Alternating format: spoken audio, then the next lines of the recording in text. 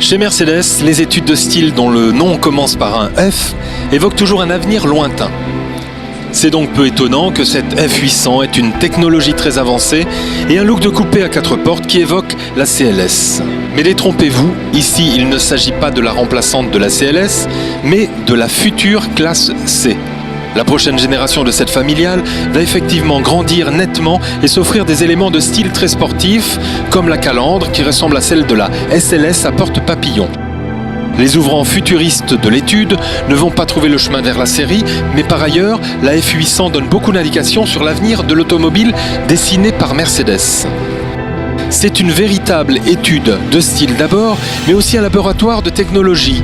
Mercedes propose deux manières de propulsion, une variante hybride et une pile à combustible. La plus réaliste des deux, c'est le V6 essence de 300 chevaux qui est associé à un moteur électrique de 109 chevaux et une batterie qui se recharge sur le secteur. Ça fait déjà une sacrée puissance avec 409 chevaux cumulés. Mais c'est surtout très efficace.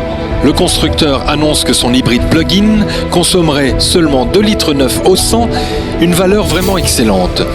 La deuxième proposition, c'est le tout électrique avec une pile à combustible nourrie à l'hydrogène. Si cette technologie a un avenir incertain, Mercedes veut quand même montrer qu'il la maîtrise et qu'il sera possible d'en équiper la future classe C.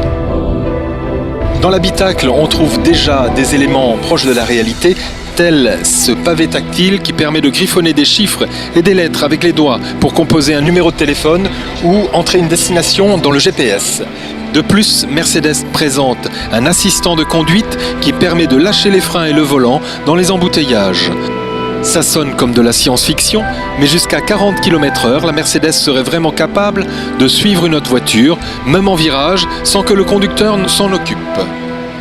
Mais bon, moteur électrique, pilote automatique, il ne faudrait quand même pas pousser le bouchon un peu trop loin, sinon on peut aussi prendre le tramway.